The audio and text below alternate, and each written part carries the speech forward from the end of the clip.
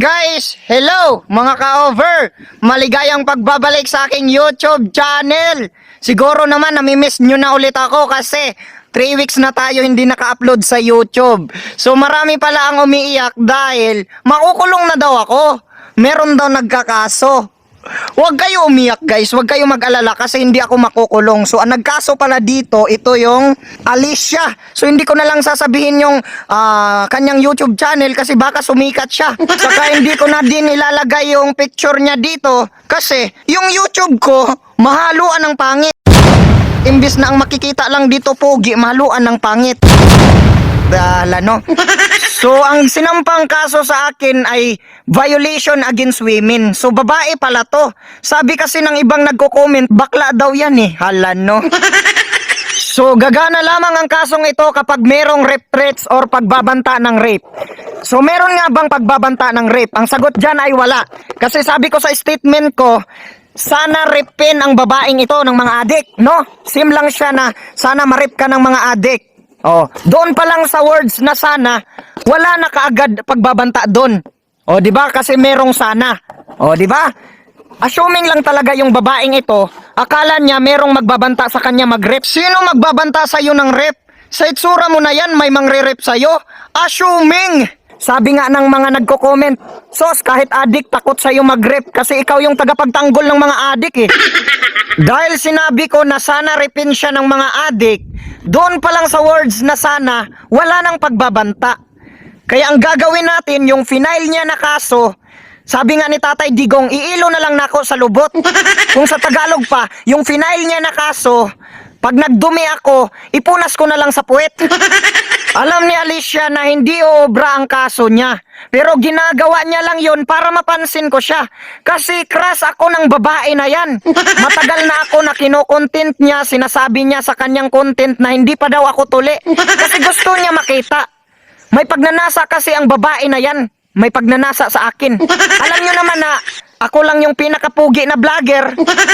Kaya hindi na ako magtataka na palaging nagpapansin sa akin si Alicia kasi crush niya ako. Hindi na ako magtataka kung crush ako ni Alicia kasi ako yung pinakapugi na vlogger dito sa YouTube. Saka hindi lang pugi, malakas pa ang appeal. Hala no, patutuya. Kaya wag kayong mag-alala mga Pilipino kasi hindi ako makukulong. Ang makukulong dito ay si Alicia. Kasi ito yung kopya ng pinail ko na kaso sa kanya nung nandun ako sa Maynila. Pasok siya dito sa cyber libel. Kasi direkta niyang pinagbintangan si Inday Sara Duterte. Binanggit niya talaga ang pangalan. Sabi niya, si Inday Sara Duterte daw ang nang-scam ng laptop sa DepEd. Pero ang totoo naman pala, sabi ni Senator Villanueva, yung congressman pala na pinagtatanggol niya ang totoong ng scam. So kapag sinabi natin na scammer si Bangag, hindi tayo pwedeng kasuhan kasi hindi natin binanggit ang tunay na pangalan. So ganyan katalino ang mga DDS.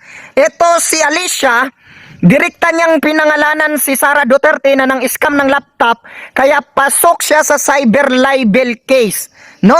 Pangalawa, direkta niyang pinangalanan na si President Rodrigo Duterte ay drug lord. O, di ba? O, pasok siya sa cyber libel, malaki ang kanyang babayaran at matagal siyang makukulong dito.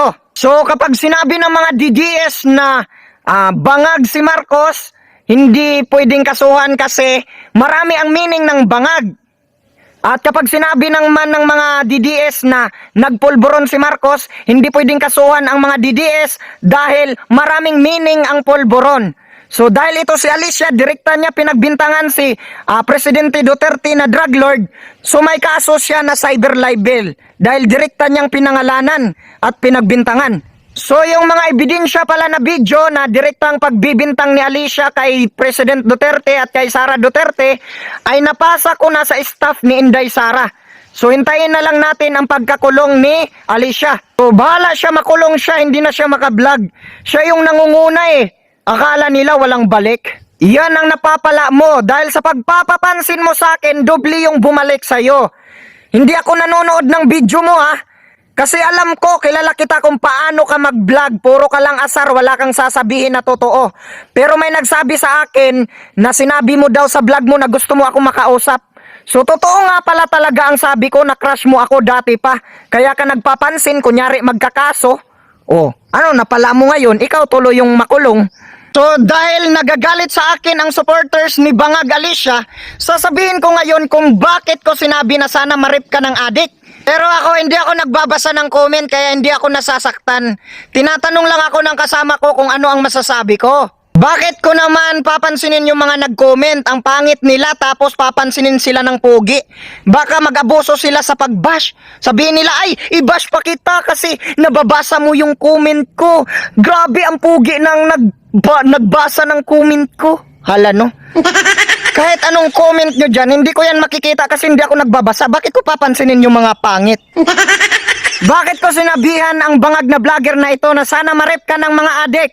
Dahil nung kinidnap si Presidente Duterte ng mga traidor, tumatawa siya tapos sabi niya, ayan, nahuli na ang Diablo at Satanic. Alam naman natin na sa panahon ni Marcos, maraming mga adik, marami ang mga narip, marami ang mga nakidnap. Tapos si Duterte na nga lang ang nag-iisang nagprotekta sa ating bayan at tinuturing na bayani ng karamihan, sasabihan mo pa ng Diablo at Satanic. Kaya makasabi ka talaga na sana marip ka ng adik. Kasi sumusuporta ka sa mga adik, Bangag Alicia. Tapos ngayon sasabihin mo wala akong respeto. Sasabihin mo bastos ako. Mananawagan ka na ngayon ng respeto. Respeto mo yung iba kung gusto mong respetuhin. Huwag kang maging bastos kung ayaw mong bastusin. Sabi nga nila, huwag mong gawin sa iba ang ayaw mong gawin nila sa'yo. Sasabihin mo ngayon, wala akong respeto? Oo, wala talaga akong respeto. Kasi katulad ni Luna at ni Duterte, hindi ko nire-respeto ang mga taong bastos at traidor sa bayan. Tsaka maliban kay Bangag Alicia, marami pang mga bangag dyan na vlogger na nanglalait sa akin. Hindi ba kayo nahiya?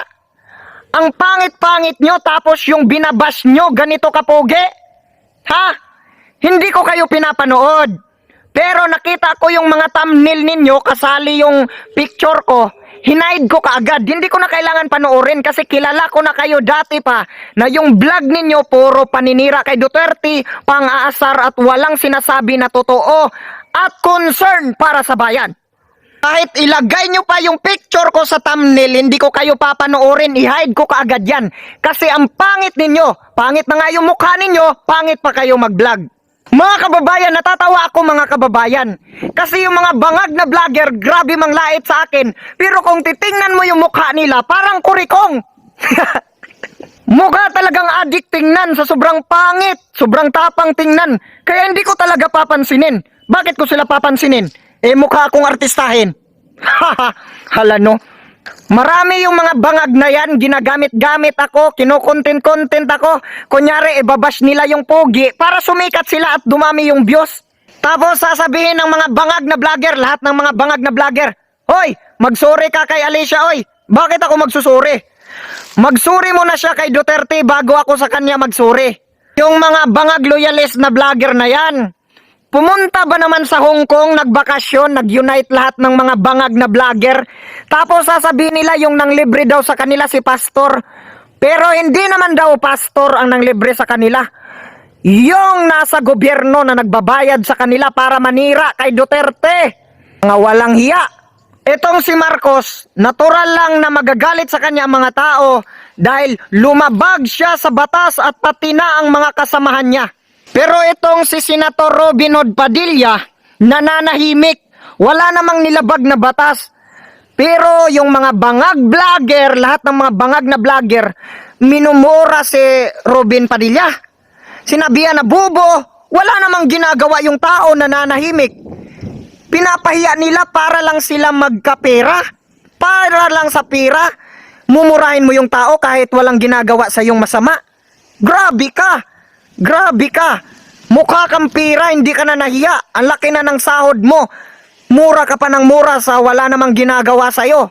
Tapos sasabihin ng mga bangag na vlogger, yung mga naniniwala sa mga Duterte, mga tanga na lang daw. Bakit hindi nyo matanggap na mas marami talaga ang berde kaysa sa pula? Sundalo, polis, kay Duterte nakasuporta. Mga profesional, mga sikat at mayaman na vlogger, kay Duterte sumusuporta. Kayo, mga sikat ba kayo na vlogger? Kung hindi kayo manira kay Duterte, wala nga kayong views eh. Tapos sasabihin nyo, tanga na lang ang maniniwala sa mga Duterte. Kayo yung tanga, nagsasabi kayo ng hindi totoo. Alam nyo, dalawa na lang ang naniniwala sa mga Marcos. Una, yung may bayad. Yung pangalawa, yung may sayad. Alam nyo, kawawa talaga ang Pilipinas. Nagtatrabaho tayo ng maayos, mahal yung mga bilihin, tapos yung tax natin, ibabayad lang sa mga bayaran na vlogger para siraan ang ating bayani na si Duterte. Tingnan ninyo kung paano talaga sila manira. Sinasabi ng mga bangag na vlogger na ito na si Duterte daw ang nagpapasok sa pugo. Pero ang totoo, hindi pa si Duterte ang presidente, nandyan na yan ang pugo. Kapag pugo, yung mga dayuhan ang nalulong sa sugal. Pero yung tax, napapakinabangan ng mga Pilipino. Kaya mas okay pa sa panahon ni Duterte, unlike ngayon kay Marcos na binulgar ni Chis Escudero na pinalitan daw ng pigo ang pugo. So itong pigo, ang nalulong sa sugal ay ang mga Pilipino. Tapos yung tax pa. Looking for the right coverage to protect your loved ones? Start with a teammate you can trust. Ang nalulong sa sugal ay ang mga Pilipino. Tapos yung tax pa, sila lang ang nakinabang. Hindi na pakinabangan ng mga Pilipino. Bakit may nakita ka ba ngayon na magandang infrastruktura? Tapos maraming pondo ang nawala. Tapos yung gold reserve pa. Tapos umutang pa. Saan makikita yung kanilang ginawa? O di ba? O imposible na walang korupsyon. Makikita mo talaga yan kahit nakapikit ka pa. So ngayon, kahit mali na ang ginagawa, ipinagtatanggol pa rin ng mga bangag na vlogger na ito. Kasi bayad sila at may sayad pa. Ginamit lang ni Marcos ang pag-ban sa pugo para sirain si Duterte. Pero yung pugo, pinalitan niya rin ng pigo. Ayon yan kay Senate President Chis Escudero. Katulad ng confidential funds ni Inday Sara, ginamit nila ang confidential funds para siraan siya. Maliit lang yung budget niya, natural na may budget siya kasi siya pa noon ang sekretary ng DepEd. Yung budget niya, ginamit niya sa DepEd. Ngayon, sinisiraan siya ng mga bayarang vlogger para yung mga tao doon magagalit kay Inday Sara. So hindi na mapapansin doon ang totoong magnanakaw. Tapos ngayon, ang gagawin ng mga bangag na vlogger na ito, baliktad tactics, baliktarin tayo. Sasabihin na kami ang bayaran. Paano kami mababayaran ni Duterte? Wala na siya sa posisyon, wala siyang pera. Sasabihin naman ng iba, binayaran ka ng confidential funds. Sabi nyo matagal na naubos ang confidential funds. Pero bakit nandito pa rin kami nagtatanggol sa kanya? Ha? Hindi dahil sa pera. Nandito kami para sa bayan. Dahil siya ang tunay na nagprotekta sa ating bayan. Protektahan din namin siya kahit buhay ang kapalit. Yan si Marcos, duwag yan. Ayaw lumaban ng patas. Pinakidnap si Duterte, dinala doon sa dahig. Kasi kapag wala na si Duterte, wala nang magsisita sa kanyang ginagawang katiwalian. Wala na siyang kakumpetensya sa politika. Kasi may balak ang tonto na wag nang bumaba. Gusto niya gayahin ang kanyang ama. Mga kababayan, wag tayo matakot na sabihin ang katotohanan. Dahil kung lahat pala tayo ay takot, sino pa ang magtatanggol sa ating bayan? Hindi tayo mga duwag. Ang tunay na duwag ay ang mga opisyal natin na takot pumunta sa pagdinig ng Senado. Mga kababayan, hindi ako si General Luna, pero sinasabi ko sa inyo, huwag kayo maniniwala sa mga duwag at traidor na ito. Kung sa gamot ay hindi ka pa na-overdose, ito lang ang maipapayo ko sa iyo, Marcos. Ibalik mo si Tatay Digong na humihinga pa kahit humihingal. Dahil kapag nabigo kang gawin yon, para ka na ring nagpapatiwakal.